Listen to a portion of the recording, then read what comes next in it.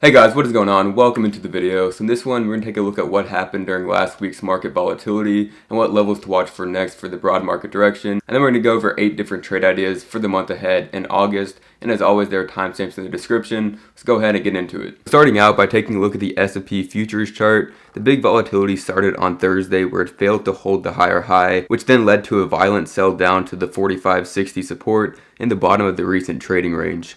This was the big opportunity for bears to start a real pullback on a break and hold below there, but they failed to hold it below, which then triggered a rally back up on Friday.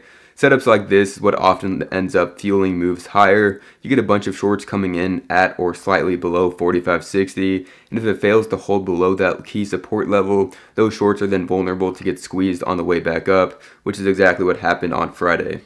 Zooming out to the long-term visual, 45.80 to 46.32 is a major resistance zone which has now been very well tested, and the next directional move is likely to start soon.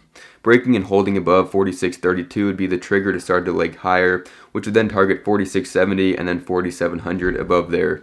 For any sell or pullback to start, it would need to break and hold below the 45.60 level, which would likely set up a downside move to test the 44.93 to 4500 zone, which would be a major test of that previous breakout zone. And the Nasdaq had very similar action this past week. It tested the 375 to 375.5 key support zone 3 different times in the past week and held each time. Unless these supports break, there is really not a technical bear case for those indexes until then. So now I'm taking a look at some individual trade setups and ideas, and for those interested, you can find my full strategy on how to trade these setups like these in the newsletter, which is the first link down in the description and 100% free. So now starting out with 2 Bitcoin miners, Riot and Mara. We talked about this original breakout for Riot a few weeks ago and wrote it up from the 12s up to the near $20 per share area, and this is now potentially gearing up for another run.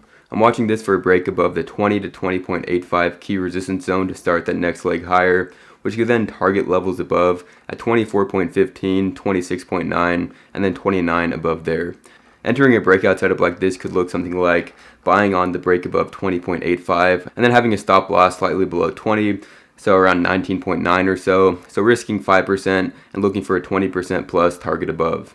Ticker MARA is another similar setup that's in a basing period as well. I'd be watching this to hold 15.7 support from here, and the breakout and the next leg higher would start above the 19.55 to 20 key resistance zone above, which could ultimately target 31.6 as that next major level above there. To trade this, one could enter around current prices and play a stop loss below 15.7, or one could buy it above 20 for the breakout and play a tight stop loss below 19.55. So depending on your trading style and preference, there are 2 great risk-reward ways to play this. Twilio, ticker symbol TWLO, is another that has been in the sideways bull flag since the end of May, so 2 full months now. 62.8 is the key level on the downside to hold above, and then 68 to 69.9 is the key resistance and breakout level on the upside. Once it breaks and holds above 69.9, it's likely to see a substantial breakout move due to how long and how tight this base has been.